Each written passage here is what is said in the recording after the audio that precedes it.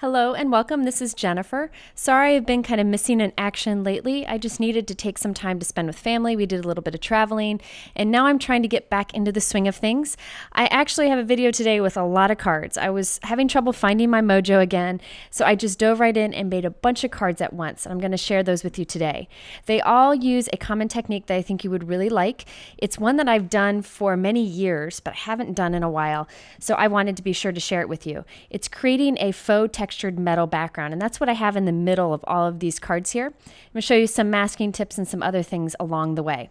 So since there are so many cards, I'm not going to show you everything with each of them, but I will have pictures and details over on my blog so you can find out exactly what I did there. Let's go ahead and dive in with a bit of masking. I'm going to mask off an area in the center of each of these cards, do some inking, and add a metal look to it. So we're going to do all of our masking and inking first, and we'll add the texture later. So I have some regular Nina white cardstock here. You can use any cardstock you may have, and some masking tape. I'm running the masking tape between my fingers a few times just to remove a little bit of the stick so that when we go and pull this off, it doesn't tear our paper. I'm putting each piece of masking tape right up against the edge of my 4 1/4 by 5.5 inch white cardstock piece. That way I can make sure that I have a nicely squared up rectangle. I decided that I wanted to use all rectangle and square areas for my cards, but you could also take, say, a piece of typing paper and die cut a circle or a heart from the center and use that to mask off your inked area. It's really up to you. I am using distress inks for all my inking in today's examples. You can try this with any inks you may have, but I know distress inks work really well. They blend great and they hold the perfect pearls great, which we'll be using in a minute.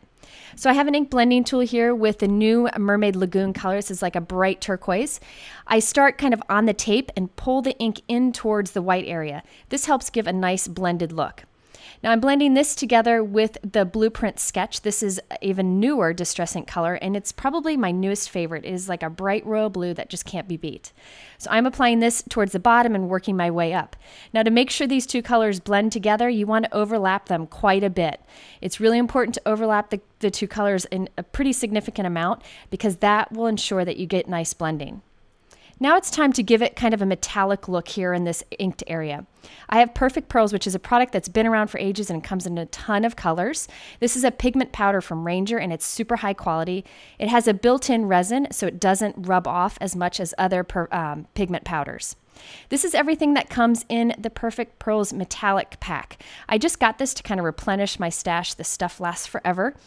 In this pack, there's the copper, gold, bronze, and the white, like the white shine, a little ink pad that you can use with it, and some brushes.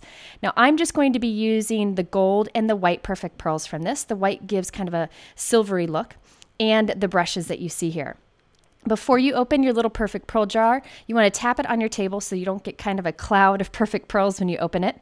And you can take either of these brushes and start applying it wherever you want. I am applying this pigment powder over this entire inked area. Now, distress inks stay wet a little bit longer than most dye inks, not as long as pigment inks, but a little bit longer than most dye inks. So it's actually, this powder will stick to that ink a little bit. Not much. We don't want this to be solid white. We just want to have a little bit of shine. Distress inks works really well, but again, you can try them with other inks, such as pigment inks. Now, but whenever you go to put your cap back on your Perfect Pearls, always turn it the wrong direction until you hear a click, and then turn it the right direction, and that'll make sure that it closes completely and correctly. Okay, so now you have two options. You could wipe this clean before you remove the tape, or wipe it clean after you remove the tape. On this first example, I removed the tape first, but I actually prefer to wipe it clean before removing the tape, which you'll see in future examples here. Now, when you pull the tape off, you want to pull it back onto itself and remove it slowly, and this will ensure that you don't rip your paper. Perfect Pearls has a built-in resin that kind of helps it hold on to this ink. So I'm just going to buff off some of the extra here. Now, this will hold pretty well. If you rub your finger on it, some of it might rub off, but it won't be a problem going through the mail. I've never had any problems in the past. And look at that beautiful metallic look that you get with the blue behind it. I just think it's beautiful. Now, I will show you at the end of this video how I added the texture and the sentiments to this, but I want to show you some more inked backgrounds with the Perfect Pearls first, just a few variations. This next one is one of my favorite color combinations. It uses two other new Distress Ink colors. I again am going to mask off the sides. Here's another way you can kind of remove some of the stick from that masking tape. You just put it on your forearm a few times and pull it off, and that removes some of the stick before you put it down. So either that or run your fingers over it. I just think it makes a big difference in preventing your paper from being torn when you peel it off. So here are the two new Distress Ink colors I mentioned. We have Abandoned Coral, which is kind of a pinkish orange color. I'm going to put that towards the bottom. And then at the top, I'm going to bring in the Fossilized Amber and make sure that I overlap those in the middle. Now, I recommend putting this ink down as heavy as you can because it helps to hold on to those perfect pearls, and it also kind of makes the a more vibrant look. If you do it too soft and then put the perfect pearls over it, it's just really washed out. So I think the more color you can do, the better. Since I used warm color inks under here, I decided it'd be fun to use the gold perfect pearls on top, just to give it a golden shine. Now these perfect pearls are available individually and they're very inexpensive. I just happen to like all four colors that are in the metallic pack. So I'm going to buff away all the excess here, really rub it nice and generously just to knock all of that off. And then we're going to end up with a nice golden shine on top. You could have used that white perfect pearl instead, and it wouldn't be as golden looking, but look how beautiful that is. I think this example even gets better when we add the texture to it in a little bit. It really looks like a textured piece of metal. We'll get to that texturing in a moment. I want to show you another example of inking. This actually uses a new gray Distress Ink. Gray doesn't seem like much on its own, but when you add the perfect pearls to it, you really get a faux metal look. This is the new Hickory Smoke Gray, which is kind of a cool gray color. Pumice Stone, which is this one I'm showing you here, is the older color, and it's more of a taupey gray color. So I really like the Hickory Smoke, and it works great for the technique that I'm about to show you. I just wanted to show you a little comparison of those two colors. Here I'm going to apply only one color of Distress Ink, and the other examples I did too. I'm just using the new Hickory Smoke and just covering the entire masked area with the Hickory Smoke, really generously adding that ink down. Now when I put the white perfect pearls on top, this is going to end up looking kind of like a brushed silver, and it's just beautiful. This would be a great thing to make a bunch of paper like this, then die cut little accents from it and save that to add onto cards. So it's a great way to add a little metal embellishment without any bulk. Now sometimes after brushing it with my dry cloth, I like to rub it in with my fingers too, just to kind of buff it out and make it nice and smooth. And then after you remove the masking tape, you get this really beautiful metallic finish in the center of your card. So again, you could make a big piece of paper like this and die cut a bunch of words or little accents from it, and it looks like faux metal. I did also want to mention that you can put as many inks down in the masked area as you want to. I've showed you 2 inks and 1 ink examples. Here I wanted to just quickly show you 3 ink colors. And by the way, over on my blog I'll have pictures of all the cards I did, and I'll specifically say which colored inks I used and which embossing folders and which dies. But this card design you could really use with any embossing folders you may have, or any stamps or dies for the sentiments that you may have. It's one of those that really puts your supplies to good use. So here I put the blueprint sketch towards the bottom, the Mermaid Lagoon in the center, and the Twisted Citron, which is really bright lime green, towards the top. Again, by overlapping the colors, you can get really good blending. And by the way, it doesn't have to be perfect blending, because when you put the perfect pearls on top, it kind of blends it all out for you. I also mentioned that these perfect pearls really hold quite well because they have a built-in resin. However, if you rub your finger against it, some of it might come off. I don't expect the person I send these to go and rub their finger on the center of the card, but if you do have a concern, you could put clear embossing powder over this, or you can spray it with a fixative, but I've never been concerned and I've never had any problems. Before we move on, I wanted to show you one more thing. If you put down your perfect pearls on your inked area and you think it's a little too shiny, you can gently wipe it once or twice with a baby wipe to remove a bit of the shine. The example on the left here was done how I've shown you in this whole video, where I used a dry cloth to remove the excess. On the right, I used a baby wipe to remove some of the excess. So you can see it has a little bit less shine, and it's another nice option. Okay, so now it's time to add some texture, the look of texture, to our faux metal paper. So I just grabbed a bunch of embossing folders. I really like embossing folders because they're not very pricey and you can use them in so many different ways. So I'm going to start with a basic embossing folder on this first example that you see here. Now I use this is Big Shot. You can use embossing folders with whatever die cut machine you have. You just have to read the instructions to see how they work with your machine. On my Big Shot, I use my regular embossing folders with tab 1 down or with no tabs down. It just depends on what gives the best impression with that particular embossing folder. I put my paper on the inside and I put it in between my cutting plates and I run it through my machine. And this will just press that impression into the paper. Now you'll notice that this particular embossing folder, I love it, but it doesn't cover the entire piece of paper, so I will trim this down before I put it onto my card. But I love that added texture onto that faux metal paper. This example used a traditional embossing folder, one that is like many of the embossing folders out there, like most of the embossing folders we have. However, We Are Memory Keepers just came out with a new type of embossing folder called Next Level. And these are designed to give multi-dimension, so it really catches the light and gives really unique texture. I can't say enough about how great these are in real life. And they're not too expensive, and there's some really cool designs. They're also bigger embossing folders, so you can cover a larger area. Now I use these embossing folders a little bit differently than I just showed you with traditional embossing folders. Normally I use the tabs, I take the tabs away when I'm doing embossing. But for these We Are Memory Keeper embossing folders, I keep my multi-purpose platform closed and I put my paper into the Next Level embossing folder. I like that there are grid lines that help me center it up and make sure it's straight.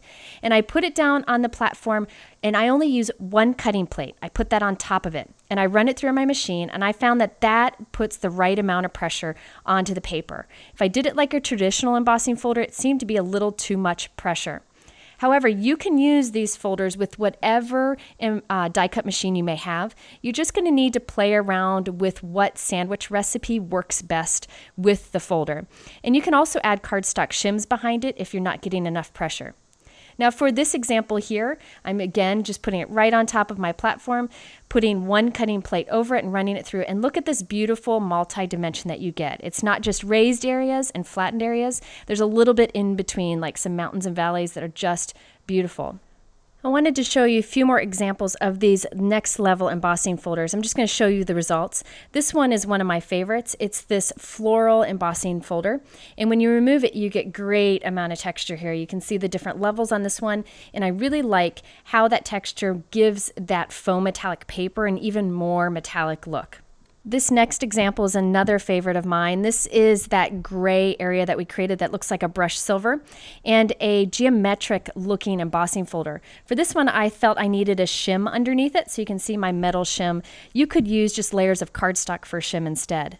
Now, if you don't have a bunch of embossing folders to create backgrounds like the ones I'm showing here, another thing that you could do over this little metallic inked paper that we created would be to stamp a background stamp with some clear sticky ink, add clear embossing powder over it, and the area in the center will get darker in that embossed area, and you'll get the really cool look of texture and a little bit of shine. Now we're in the home stretch and finishing these cards, and I needed to add a sentiment. I decided to use simple die cut words because I didn't want to distract from the background. If you don't have word die cuts, you could just stamp a sentiment on a different shape, maybe a circle, and glue that on the front too. For some of my die cut words, just to add a little bit of interest, I'm using some glitter paper from American Crafts. My friend Carissa uses these a lot. I'll link to her YouTube channel, and I really like them, so I decided to use the gold, silver, and black. Now this is a much brighter, shinier glitter paper than others that I've used in the past.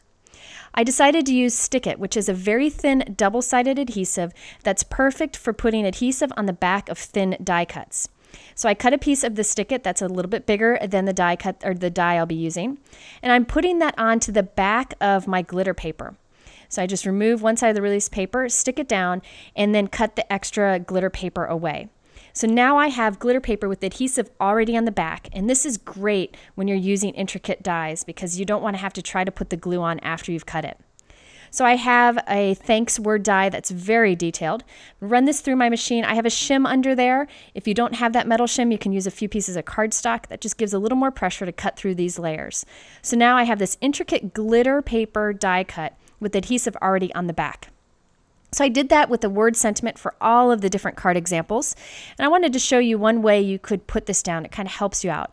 If you have a really intricate die cut like this one, This one's from Impression Obsession, by the way. One thing I like to do is put a piece of sticky Post-it tape on the center of it. This just allows you to kind of pick it up and move it over to your card. So I just put it on the front of the die cut. Now I can flip it over and remove the release paper of that stick-it that we put on the back. And now I can pick up that piece of tape and put it right onto our card. It's much easier than dealing with an intricate die cut that's kind of flopping around.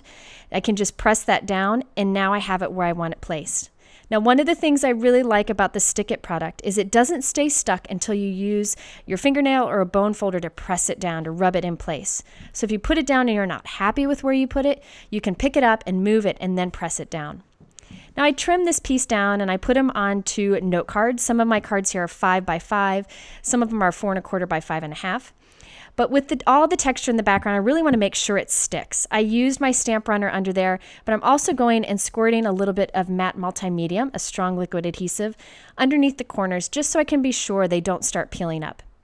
Now there's one more thing I wanted to show you. As I mentioned, if you don't have word dies, you could use stamps or stickers. Here's an example of a sticker that I used. I've had these gold foil Heidi Swap stickers for a long time, and I've wanted to use them so bad, and I thought it worked perfect here. So this card design and technique is one that's great to use with whatever supplies you have on hand. So it's a great way to use that stash.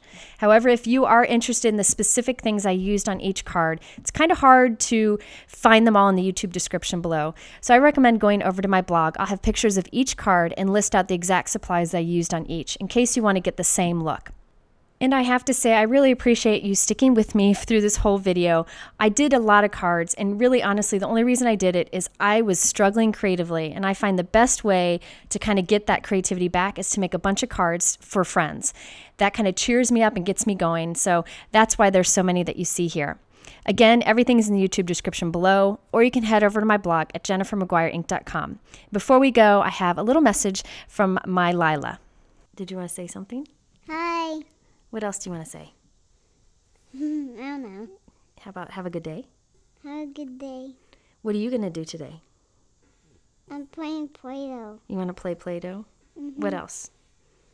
I'm going to go to the doctor. Yeah, you're going to the doctor because you have a fever? Yes, I do. Yes, you do. Okay. Can you say bye to my friends? Bye.